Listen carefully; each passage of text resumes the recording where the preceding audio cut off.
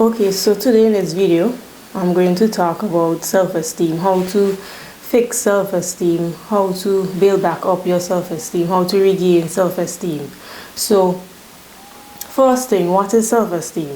Self-esteem is when you have confidence in your ability to think, to make decisions, to cope with basic challenges of life, to cope with basic issues that may come up in your life. Self-esteem is about having the ability to solve problems and to create your own life. It is believing and knowing that you have the right to be happy, to be successful, and to achieve your goals.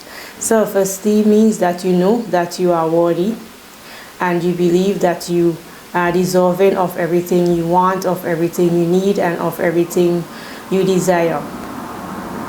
Self-esteem also deals with feeling entitled. You feel entitled to assert your needs, your dreams, and your aspirations. Self-esteem also means that you empower yourself to achieve your values and to enjoy the fruits of your labor without feeling guilty. Self-esteem also deals with respecting yourself. So you know that you don't have to suffer on behalf of anyone. You don't need to settle for anything. You don't need to settle for anyone. You don't need to endure any unwanted situation in your life. You don't need to be miserable in your life. You don't need to be a victim, right? It deals with self-perception, your self-worth, and understanding yourself, right? So that is self-esteem. Now, where do we get low self-esteem? How does this come about? Well, one of the first places that our self-esteem gets damaged or stunted is in childhood, right? When you probably were abused as a child. Child abuse, right? When you are young, you need guidance to assess the world and to assess yourself, right?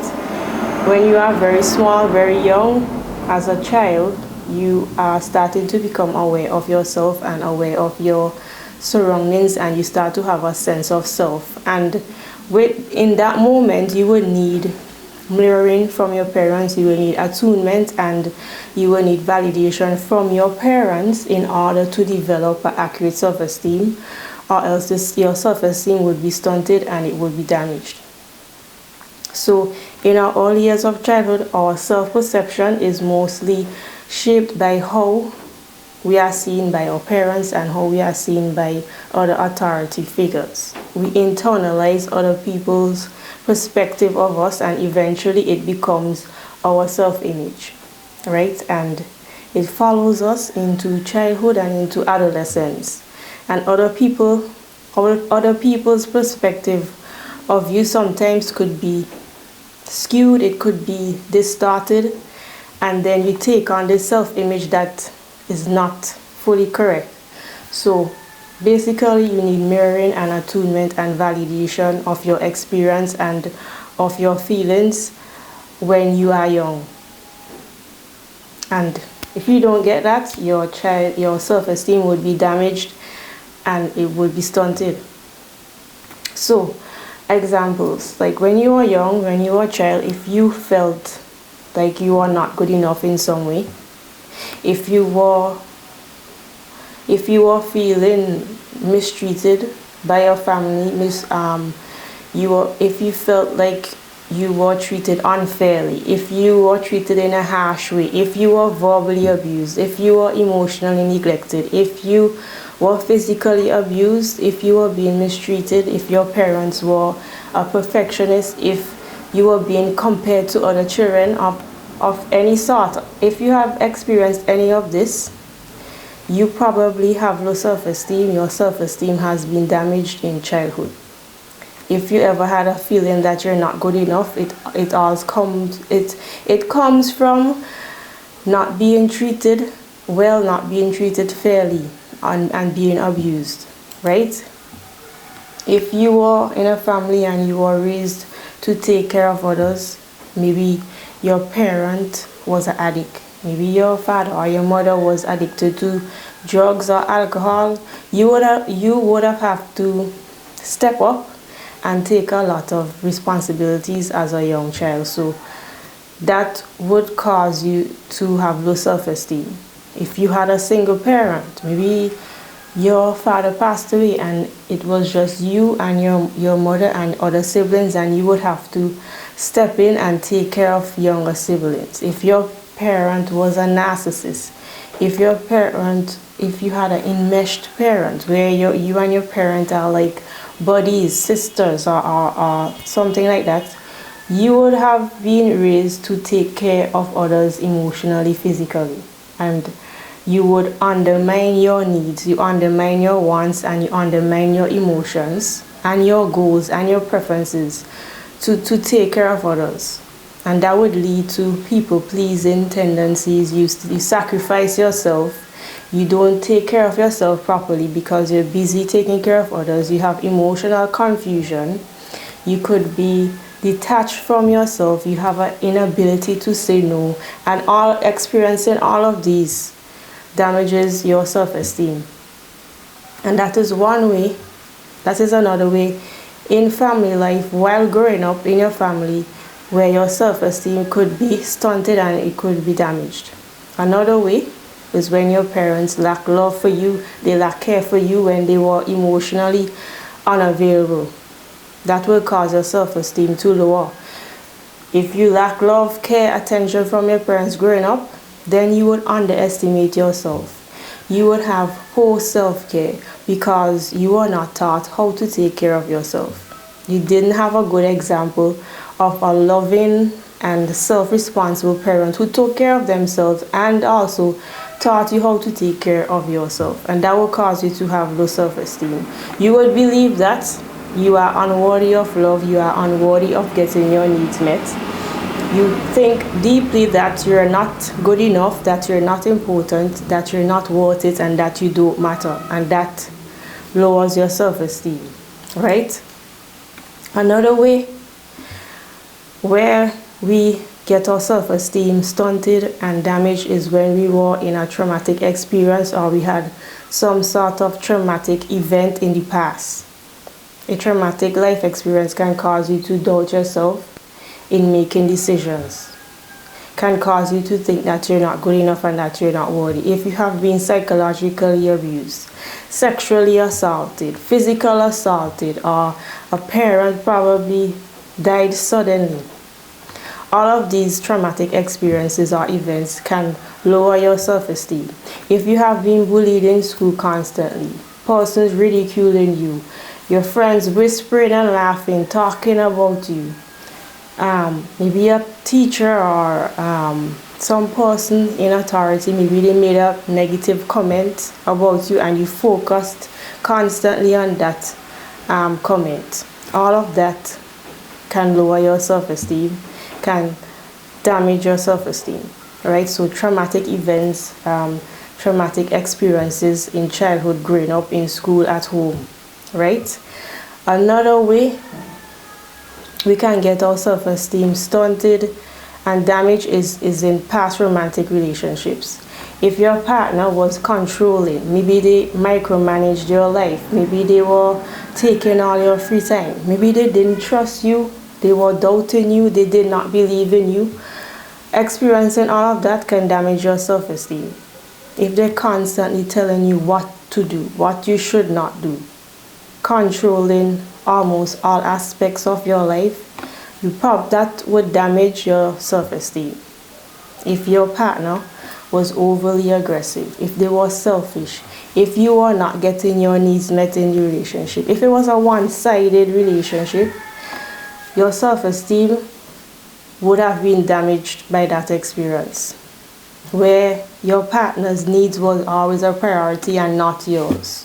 That will make you feel like you're not important in the relationship, and that could cause you to get low self-esteem. If your partner was not affectionate, not building you up, not being honest with you, not respecting you, speaking to you in a downgrading way, constantly making you feel bad about yourself, putting you down, Experiencing all of that damages your self-esteem, lowers your self-esteem.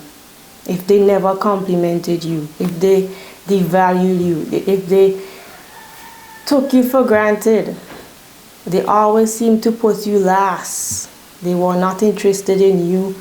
They laughed at your dreams. Maybe they were talking about people who they are attracted to, not making you feel beautiful enough or handsome enough. Maybe they lied. Maybe they cheated on you. They betrayed you. They ripped you off. They used you. They never took you out on dates. Many things. Comparing you to different partners, talking behind your back, talking bad in front of you, talking bad about you to your friends and family. Many things. If you experience any of these during a romantic relationship in the past, or if you're experiencing that now, your self-esteem is being damaged, has been damaged, and it's stunted, and yes, experiencing all of that lowers your self-esteem. So past romantic relationships where it was toxic and it was unhealthy and chaotic, right? Sometimes, yes, things happen when your partner might not compliment you. They might be busy. Maybe they did not take you on a date maybe for a couple weeks, and that's okay. Yes, maybe they talked to you in a bad way. It was an accident and you apologize and you fix the problem and come back. But when it's constant, never complimenting you, always bringing you down, putting you last, devaluing you, mistreating you, taking you for granted, that is where your self-esteem would be lowered, it would be damaged, right? And experiencing all of that in a romantic relationship eats away at your self-esteem, right? So those are places where your self-esteem was damaged and stunted. And now we're going to talk about how to build our self-esteem, how to fix our self-esteem. And we know self-esteem deals with our mind, our psyche. But before we even get into that, first thing you need to get down, first thing you need to handle is basic self-care.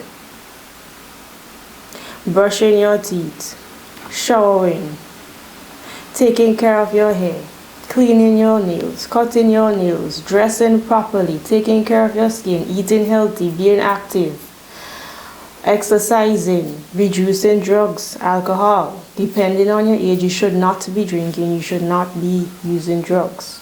Cleaning your home, cleaning your room, cleaning your clothes. Stop eating so much junk food. Do your medical checkups. Have alone time. Just stop neglecting your health. That is the first thing you need to do. Neglecting your health makes you feel worthless. It makes you feel bad about yourself. It makes you hate yourself. Any bad habits that you have, you need to break them when it comes to basic self-care. You feel bad about yourself when you don't take care of yourself, when you harm yourself. And you feel bad about yourself when you don't take pride in your body, in your life, in how you look. Right? So basic hygiene, we need to take care of ourselves. That's the first thing we need to do before we go to our mind.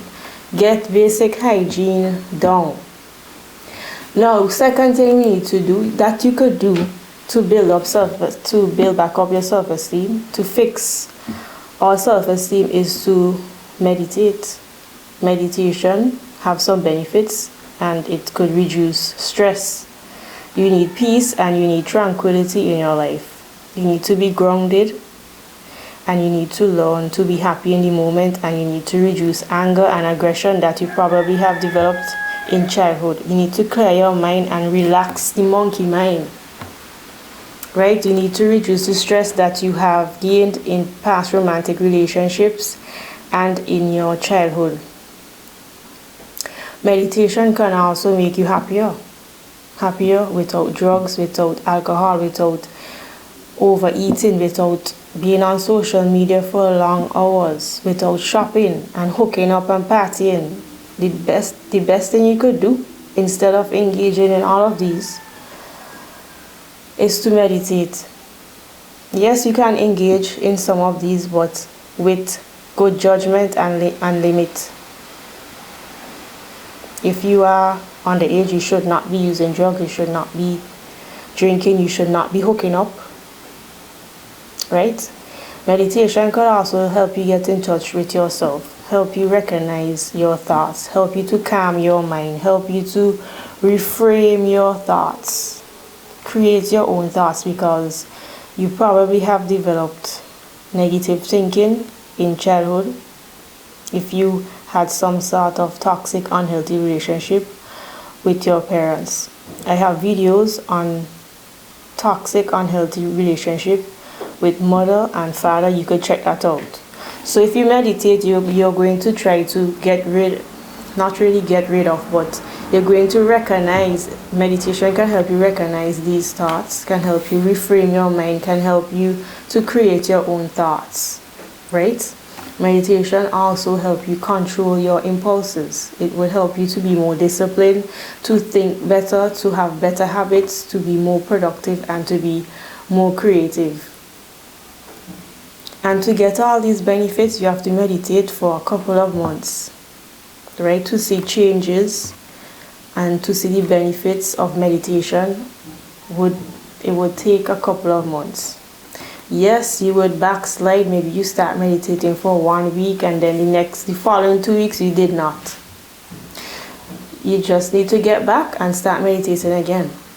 You should start off with small minutes, like 5 minutes or 10 minutes a day, and then increase the time. If you have never meditated before, or if it's your first time, meditation can be very difficult. To stay still and to calm your mind, and to use it to reframe your thoughts and to create new thoughts, right?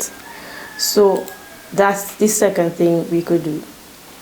Third thing we could do is just to change the negative self-talk by being mindful, changing the internal dialogue that we have, which means you would be thinking, you would be talking good to yourself in your mind.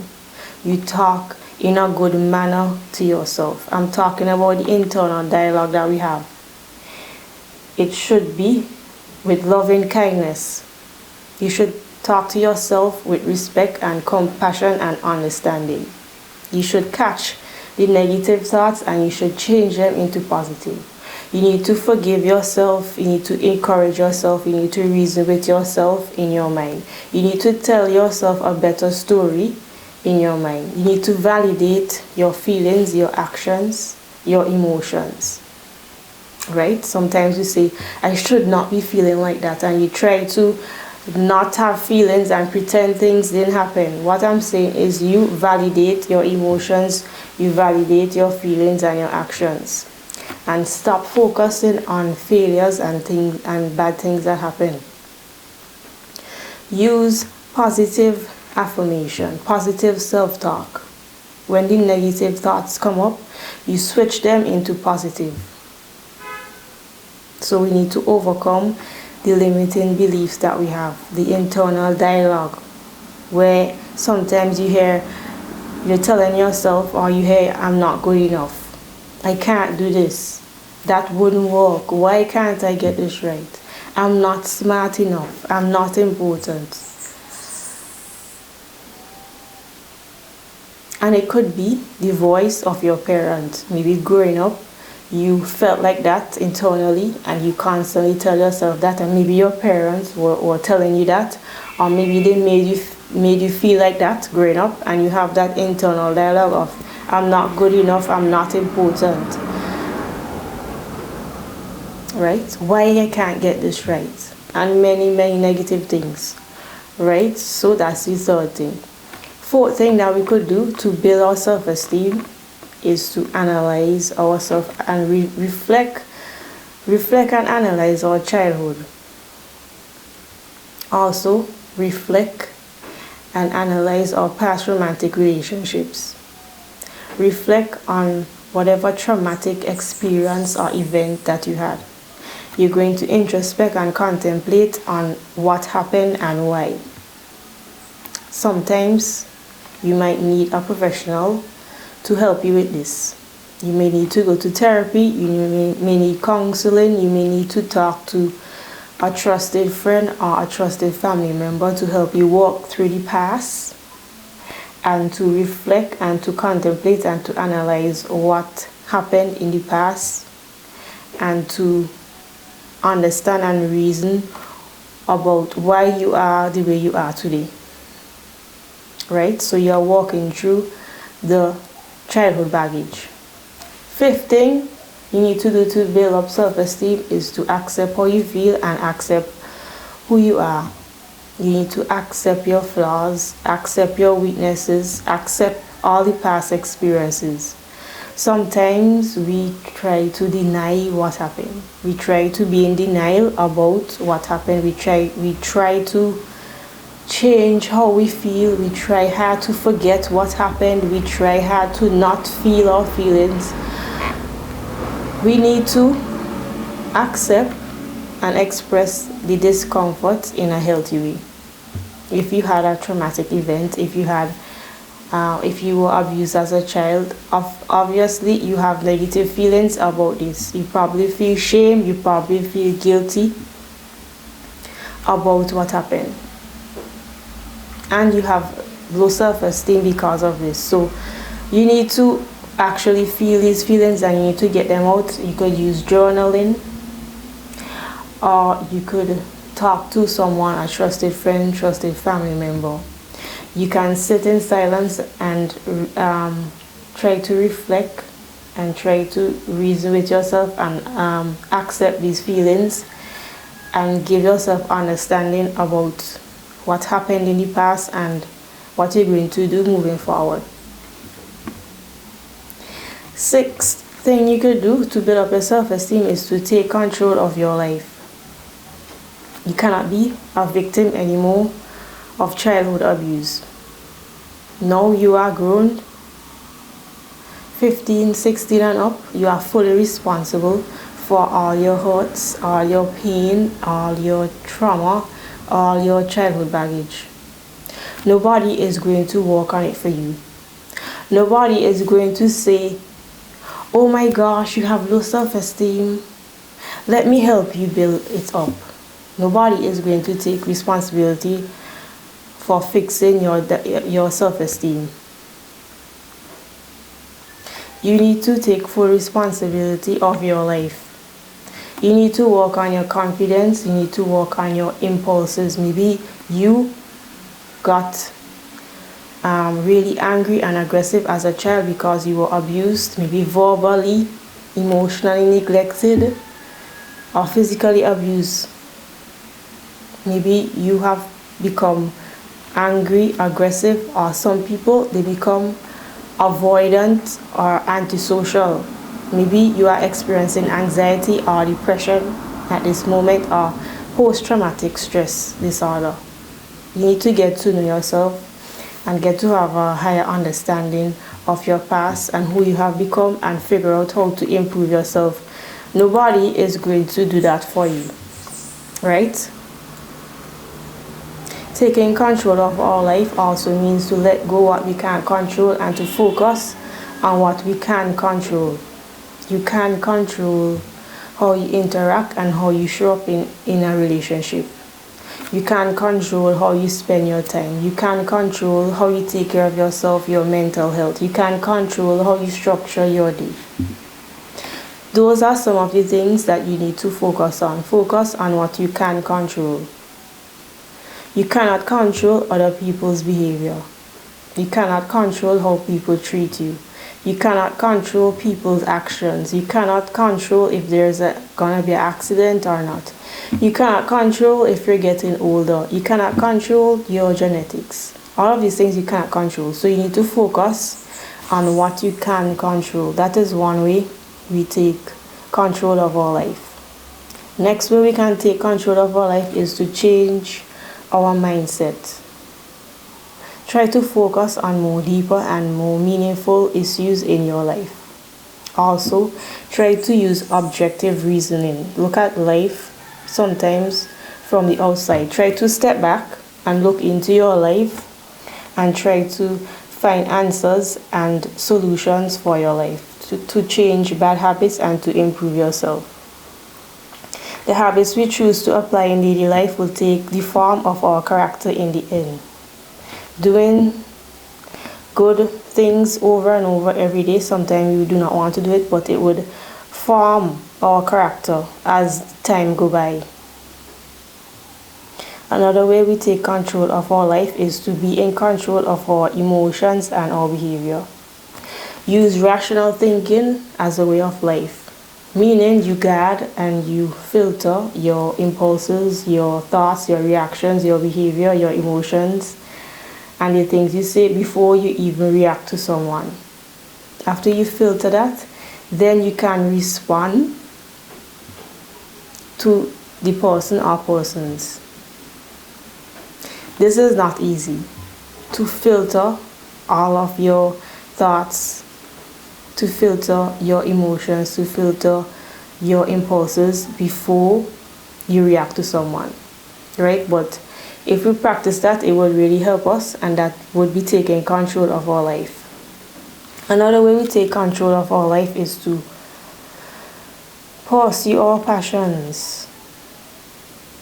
Have a positive contribution to the world. Contributing to the world in a positive way, trying to make the world a better place, whether it's big or small, would help you to feel confident and to feel important in your life, and it would reduce the fears you have. Another way we take control of our life is to be the leader of our life. Stop being scared to make decisions. Speak up. Try not to follow bad decisions at home, at work, with friends. Stick to your values. Educate yourself. Listen to yourself. Set goals. Be the leader of your own life. Take responsibility of all aspects of your life. Take responsibility of all the aspects of your life. Right? So those are the ways we can build up our self-esteem, fix our self-esteem. Right? That's all I have for this video, and see you in the next video.